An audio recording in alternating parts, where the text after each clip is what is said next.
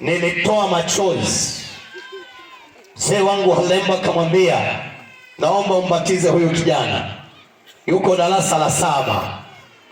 Na alipokubali, amani ikaingia moyoni mwangu.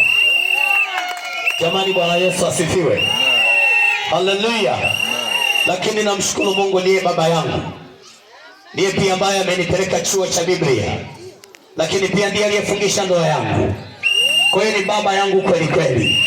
Kwa hiyo nafurahi sana leo, nina nguvu zote kusimama mahali hapa kwa sababu ninalo jopo la watumishi wa Bwana, akiwepo na baba yangu ambaye amenizaa kiroho. Haleluya.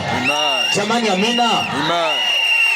Watu wa Kyela mnaiona haya? Yes. Watu wa Kyela mko hapo, pigeni mikono wanakoya kutoka Kyela. Amen. Huko ni nyumbani, sio haba. Mkinikataa Kyela narudi kwetu. Ndio.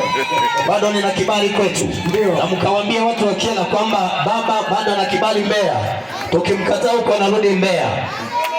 Haleluya. Ndaga fija msajigwegi. Jamani, haleluya.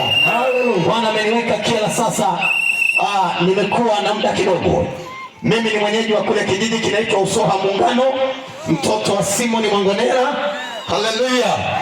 Na mjukuu wa Mwangonela, mjukuu pia wa mzee Mwaliambi. Alikuwa anaishi hapo Nsalaga, babu yangu mzee Mwaliambi. Haleluya. Jamani, amina.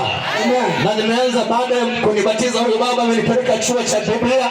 Nimeanza huduma pale kijijini. Nimefanya kazi ya Mungu miaka 7 pale kijijini nilipozaliwa. Na baada ya hapo nikaondoka hapo, nikaenda kijiji kinaitwa Ilembo Usafa. Kama mpo watu wa Ilembo Usafa hapa, tafurahi kuona mpunga mikono yenu juu. Amina. Nimefanya kazi ya Mungu Ilembo Usafa au Ilembo Usafa pale miaka 5. Na baada ya kuwa pale miaka 5 Ilembo Usafa, nikahamishiwa Kyela. Sasa ni mwaka wa 21 na nusu. Jamani, Bwana Yesu asifiwe. Kwa hiyo kama mtu wa Kyela, mimi ni mwenyeji wenu kweli kweli Kyela, kuliko maeneo mengine ambayo nimefanya huduma. Haleluya. Jamani, amina. Natamani nikuombee jioni hii ya leo. Yaani moyo wangu unatamani kukuombea kweli kweli, na sitaacha kukuombea katika mkutano huu. Nafurahi nimesikia dadangu yuko hapa, mwimbaji moja, Mama Nyaluke. Yuko wapi? Rozi yuko wapi? Hebu kimbia njoo hapa nisalimie kakako. Kimbia mara moja. Yes. Yuko pale Kibonde Nyasi.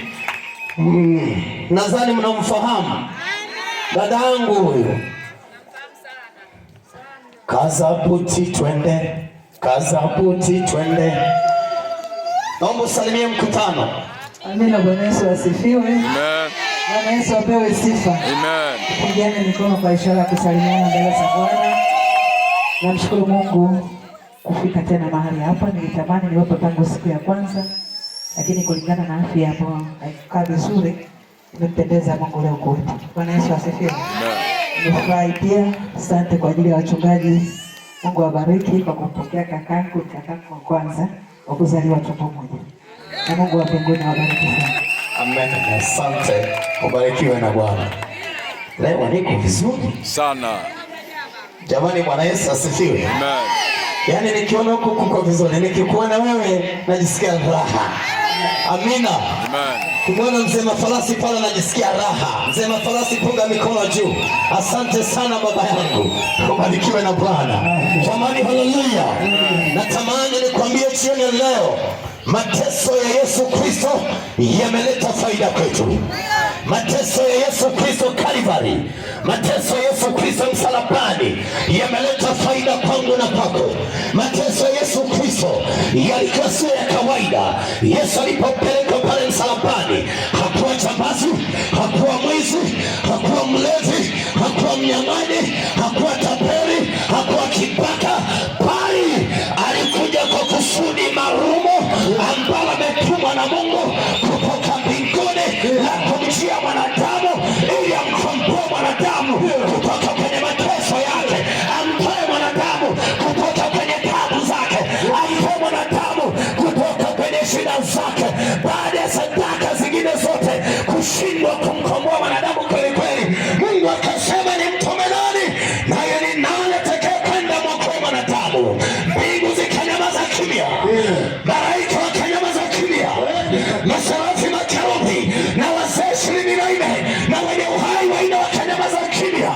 jeshi lote la mbinguni likanyamaza kimya.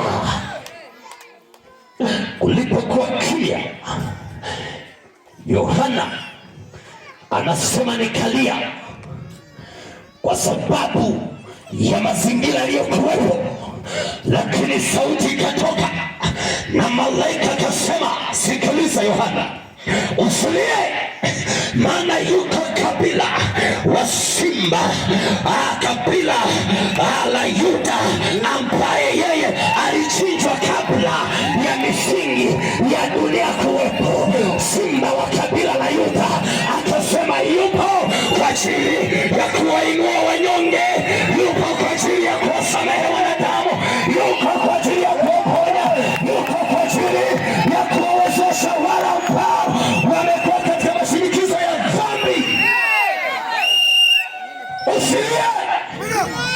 Na mimi nasema jioni ya leo, mama usilie, baba usilie, binti usilie. Na ukiona mtu mzima analia, ujue kuna jambo.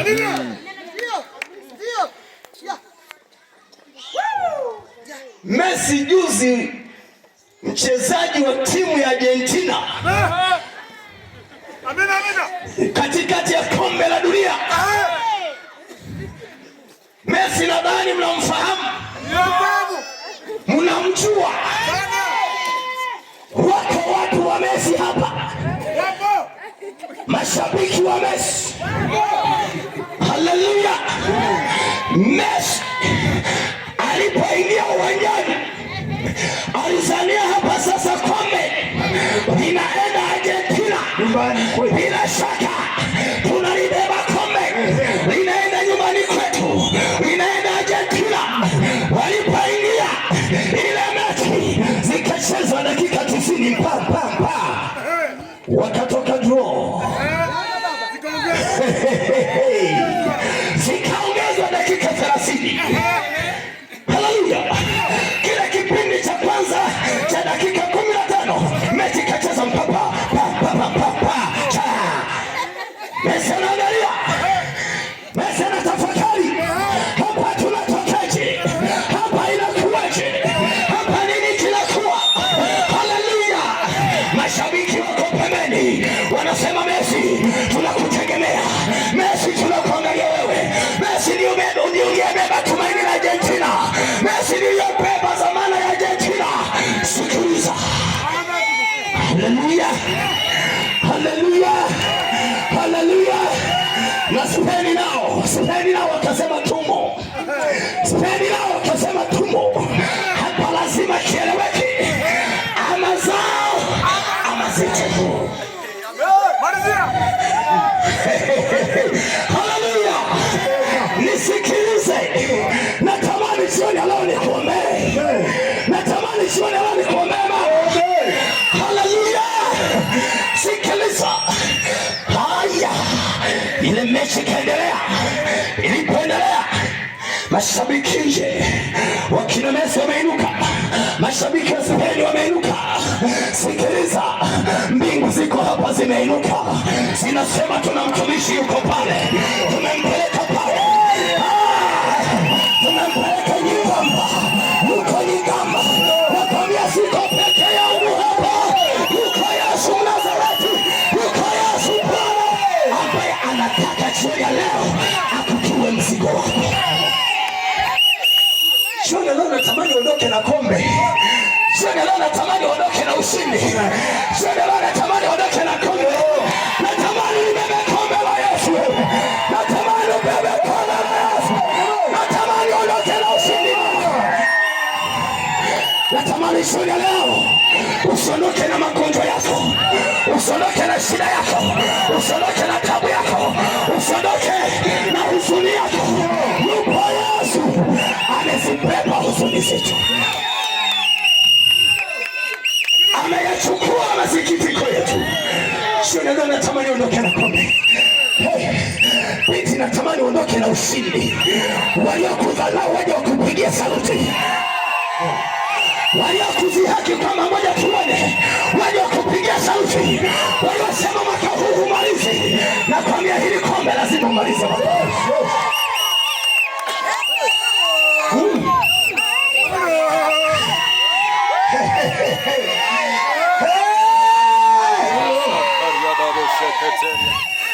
Wataishia kunawa kama kipindi cha korona, lakini hawatakula chakula.